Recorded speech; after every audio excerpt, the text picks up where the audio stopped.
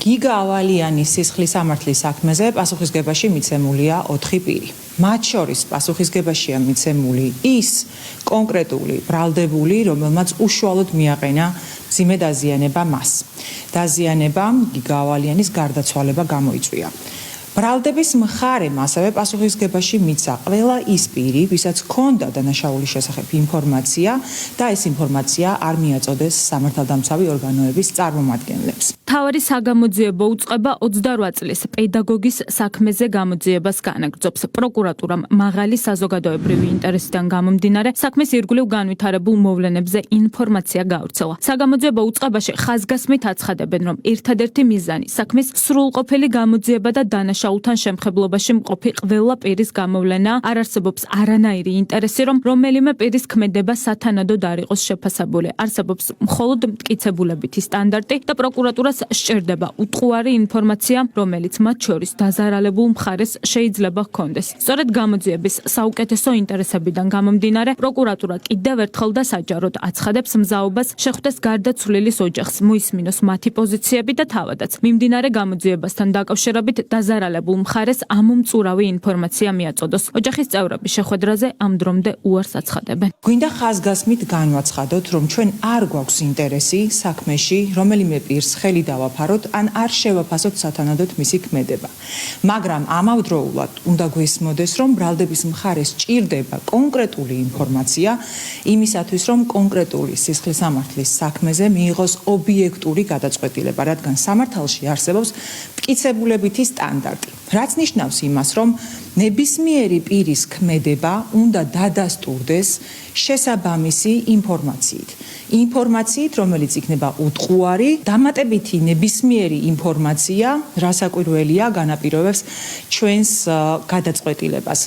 კიდევ ერთხელ გვინდა განვმარტოთ, რომ ბრალდების მხარე ამ შემთხვევაში და ნებისმიერი პროკურორი, რომელიც ამ საქმეში იღებს მონაწილეობას, არის მზად რომ შეხვდეს დაზარალებული მხარის ნებისმიერ წარმომადგენელს.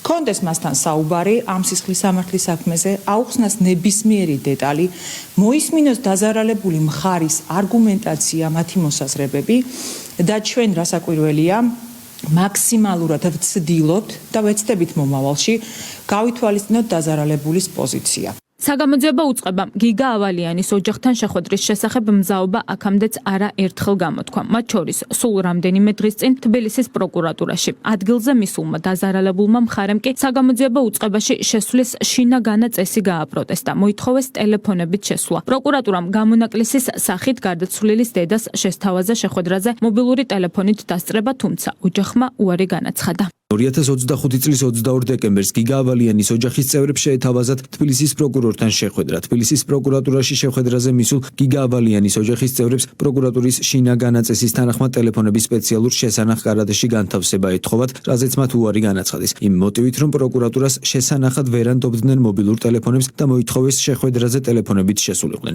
როგორც წესი, პროკურატურის შენობაში მობილური ტელეფონებით მოქალაქეები არ დაიშვებიან. მიუხედავად ამისა, აღნიშნულის შემდეგ გიგა ავალიანის დედას ეკაკუბადაძეს შესთავაზეს შეხვედრაზე მობილური ტელეფონით დასწრება, თუმცა ოჯახმა შეხვედრაზე უარი განაცხადა. მოგვიანებით საქართველოს გენერალურ პროკურატურასთან გამართული აქციის მიმდინარეობისას გიგა ავალიანის ოჯახის წევრებს მათ უფლებადამცველებთან ერთად შესთავაზეს საპროკურორო საქმიანობაზე ზედამხედველობის დეპარტამენტის წარმომადგენლებთან შეხვედრა. ამ შემთხვევაში საკომუნიკაციო საშუალებებით შეხვედრაზე დასწრების შესახებ შეზღუდვა საერთოდ არ ყოფილა, რათა ეს არ გამხდარიყო მორიგჯერზე შეხვედრაზე უარის თქმის საბაბი. აღნიშნული შეხვედრა ოჯახის გადაწყვეტილებით მაინც არ შედგა. რატომ აცხადებს დაზარალებული მხარე საგამოძიებო უწყებასთან შეხვედრაზე უარს? ამის შესახებ ოჯახის ადვოკატი დამატებით განმარტებებს არ აკეთებს. რაც შეეხება დაზარალებული მხარის მოთხოვნას გადაეცეთ საქმის მასალების ასლი. გამომდინარე იქიდან, რომ ბრალდებულები არასრულწლოვნები არიან, არასრულწლოვანთა მართლმსაჯულების კოდექსის, მასალების გახმაურების, საშიშროების და შესაბამისად გამოძიების ინტერესების დაცვის მოტივით პროკურატურამ აღნიშნული მოთხოვნა არ დააკმაყოფილა. დადგენილების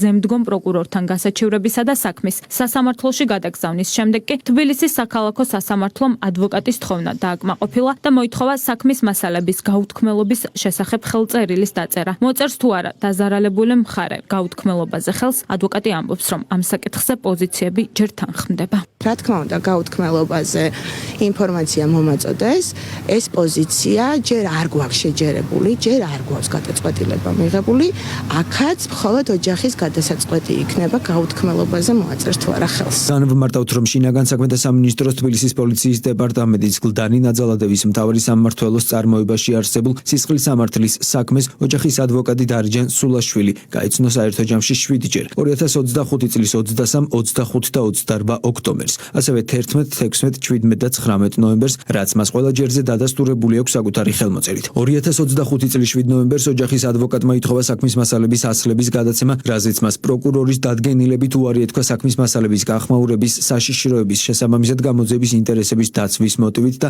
არასრულწლოვანთა მართლმსაჯულების კოდექსის გათვალისწინებით. აღნიშნული დადგენილება ზემდგომ პროკურორთან გასაჩივრდა 19 ნოემბერს და ვინაიდან 18 ნოემბერს საქმე უკვე სასამართლოში იყო წარმოებული, საჩივრის ავტორს ეცნობა, რომ ამ საჩივრის დაკმაყოფილების შემთხვევაშიც მოკლებული ვიყავით შესაძლებლობა საქმის მასალების გადაცემის შესახებ, ვინაიდან საქმე ამ დროს უკვე სასამართლოში იყო გადაგზავნილი. ამის შემდეგ ოჯახის ადვოკატმა საქმის მასალების გადაცემის მოთხოვნით მიმართა თბილისის საქალაქო სასამართლოში საქმის არსებითად განმხილველ მოსამართლეს. სასამართლომ დააკმაყოფილა ადვოკატის თხოვნა და რადგან სისხლის სამართლის საქმეში ფიგურირებენ არასრულწლოვნები, მოითხოვა დაზარალებულის უფლება მონაცვლეს დაეწერა ხელწერილი საქმის მასალების გაუთქმელობის შესახებ, რაზეც ამ დრომდე რეაგირება და უკავშირი სასამართლოსთან არ მომხდარა. სასამართლოსთან შესაბამისი უკავშირის შემთხვევაში უკვე მიღებულია გადაწყვეტილება საქმის მასალების გადაცემის შესახებ. საქართველოს პროკურატურა კვლავ გამოთქვამს მზაობას, ნებისმიერ დროს შეხვდეს დაზარალებულ მხარეს და დეტალურად განუმარტოს თითოეული საგამოძიებო მოქმედების და ამ მოქმედებათა საფუძველზე დაკავებული პირების ქმედების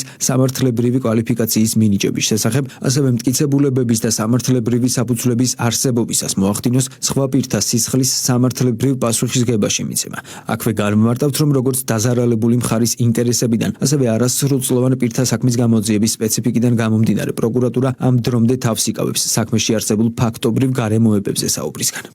გიგა ავალიანის სისხლის სამართლის საქმეზე დაკავებულია 4 არასრულწლოვანი, მათგან ერთს ბრალად ჯანმრთელობის განზრახ მძიმე დაზიანება ედება, რამაც სიცოცხლის მოსპობა გამოიწვია. 3 არასრულწლოვანს კი გამოძიება დანაშაულის შეუტყობინებლობას ედავება. საქმე არსებით განხილვაზე უკვე გადავიდა. პროკურატურა აქტიურ საგამოძიებო მოქმედებებს აგრძელებს იმისთვის, რომ არც ერთი კითხვა არ დარჩეს პასუხგაუცემელი.